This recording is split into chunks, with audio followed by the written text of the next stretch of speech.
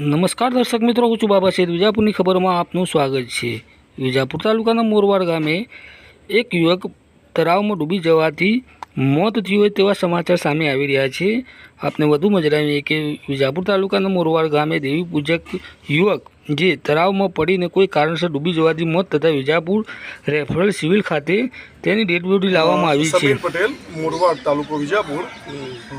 આજ રોજ બપોરે 2 વાગે અમારા મોરવાડ ગામના તળાવમાં અંદાજિત 2 વાગે એક દેવી પૂજક છોકરો નામે બળદેવભાઈ, ઉંમર આશરે 35 વર્ષ આસપાસ હશે, કોઈ કારણસર ખબર નહીં અંદર તળાવમાં પડીને ડૂબી ગયો.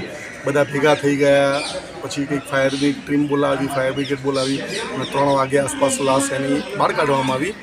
અને એના પછી અમે લોકો એ લાશને પોસ્ટમોર્ટમ માટે વિજાપુર રેફરલ હોસ્પિટલમાં લઈને આવે છીએ.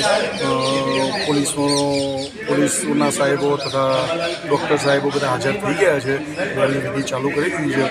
સદર વ્યક્તિ ખૂબ ગરીબ અને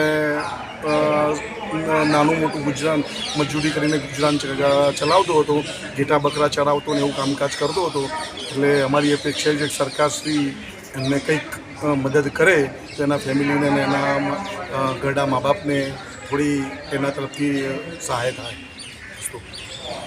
જ્યારે પીએમ માટે વિજાપુર સિવિલ હોસ્પિટલ ખાતે ગ્રામજનો લઈને આવ્યા હતા.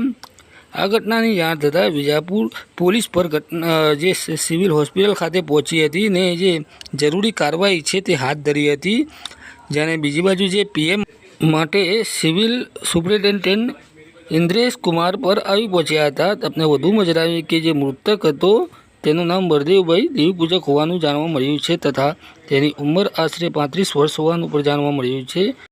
યુવકનું તળાવમાં પડી જવાનું હજી સુધી ચોક્કસ કારણ જાણવા મળ્યું નથી.